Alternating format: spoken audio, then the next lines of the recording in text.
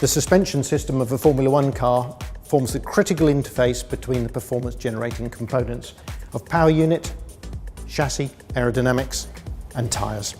It comes as no surprise, therefore, that the design, manufacture and setup of suspension is an extremely complex affair. We manufacture all of our suspension in-house. This is because they're very complex, and also they're what we call safety critical items. They're structural items, and the safety of the car and the driver depend on them. We make them in-house because we can control the quality, we're using expensive materials, and we need precision.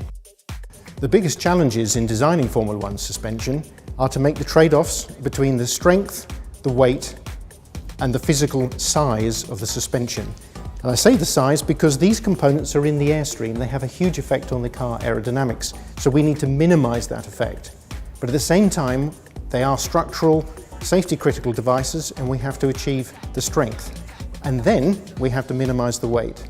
So this means altogether, this is one of our big structural challenges and big manufacturing challenges that we have in Formula One. Now we can look at the three main parts of a Formula One suspension system. We have the inboard suspension, hidden away underneath the bodywork, where we have the springs and the dampers and the anti-roll bar. And here, hidden away under the tyre, we have the outboard suspension, which is the upright, the wheel bearings and the axle. And in between, the parts that you can see, which are the wishbone elements and the steering rod, which are the only items that really see the external airflow. In designing all three of these, common theme is stiffness. We have to have the wheel position controlled as accurately as possible. Outboard, we're looking at the challenges of high temperatures, they're close to the brakes. Inboard, we have the complex components, the hydraulic system, the dampers, the springs, the anti-roll bars. And in the middle, in the leg elements, we have the structural and aerodynamic challenge. You'll hear a lot in Formula One, drivers and engineers talking about balance. The reason is that these four tyres behave differently every part of the track, every corner of the track. And what we want to do is to control the relative amount of grip of those four tyres as the driver goes through the different phases of the corner and the circuit. What the suspension allows us to do is to change minutely the amount of grip that those four tyres generate at any one point on the track. And the way we do that is by adjusting the inboard settings of the suspension, by adjusting the damping and adjusting what we call the mechanical balance.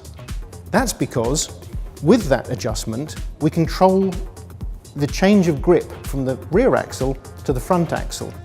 And that depends on the car speed and the track conditions. When we're running the car on the track, we make sure that we look at the suspension loads that we're generating.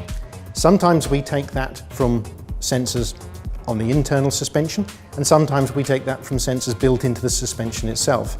And it's very critical for us to understand the real loads the suspension sees. So the maximum loads that we're designing the suspension for are based on simulation and are based on previous year's experience, and also a collection of unusual loads that we've recorded over the years in unusual conditions.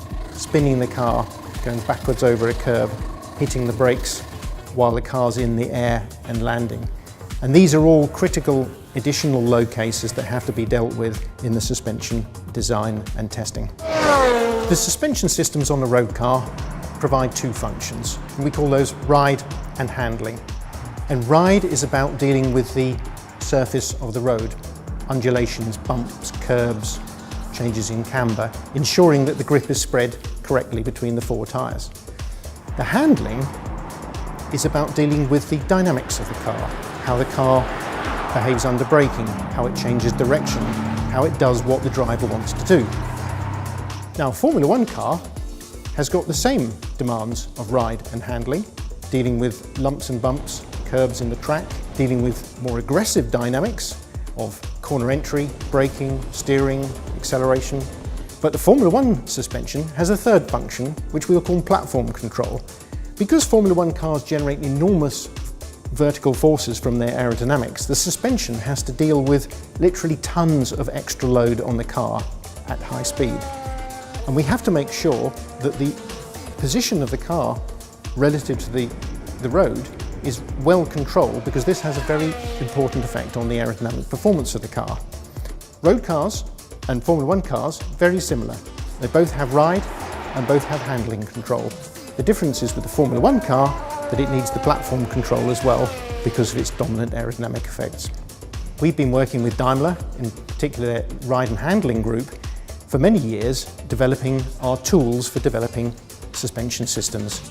In the early days, we had Daimler engineers working directly with us, and as we've evolved our relationship, we've been developing the models, the tools that allow us to design. And the interesting thing is that although these components look very different, the fundamental physics is very similar. And we've been able to share lots of techniques in designing and analysing these complex systems, particularly the complex hydraulic components of the suspension. And some of these components on the road cars now share very much the same design philosophy as the Formula One components. So the suspension is just one of the many systems that link the Formula One car to the road car and show the bidirectional link between Daimler and Mercedes-Benz Formula One.